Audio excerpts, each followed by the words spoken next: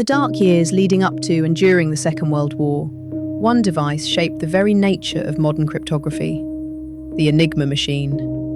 At first glance, it looks like a typewriter packed inside a wooden box, but beneath its keys lies one of the most complex code-making systems the world had ever seen.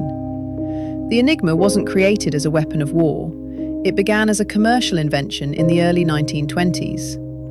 German engineer Arthur Scherbius designed it as a secure communication tool for banks, businesses, and diplomats, anyone who needed absolute secrecy.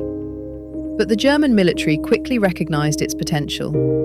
By the 1930s, the Wehrmacht and later the Luftwaffe and Kriegsmarine adopted the machine, modifying it and refining it until it became central to their communication network. War demands secrecy. Every army movement, submarine position, and supply route required reliable, unbreakable communication.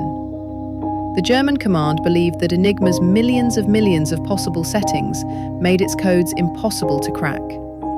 With rotating internal wheels, or rotors, changing the encryption every time a letter was typed, the Enigma produced messages that looked like pure chaos. To German operators, it seemed unbreakable, and for a time, it was. To understand its power, imagine an electrical maze. When an operator presses a key, say the letter A, electricity travels through a series of rotors, each containing a scrambled alphabet. After passing through the rotors, it reaches a component called the reflector, which sends the signal back through the rotors in reverse, lighting up a new letter on the display.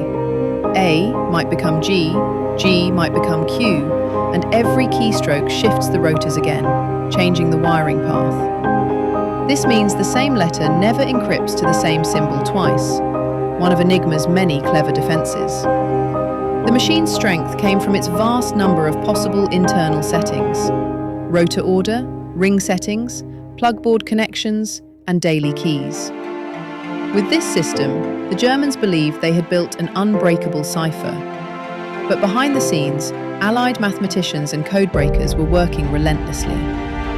Early breakthroughs came from brilliant Polish cryptanalysts, Rzycki, and Zagalski, who laid the foundation for what was to follow. Later, at Bletchley Park in Britain, teams led by figures like Alan Turing developed new methods and machines to unlock Enigma's secrets. Cracking Enigma didn't just decipher enemy messages, it shortened the war and saved countless lives. Today, working Enigma machines are extremely rare.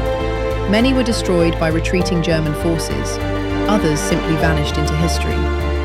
But here at the Overloon Warmuseum, we are proud to have one of these scarce and remarkable machines in our collection.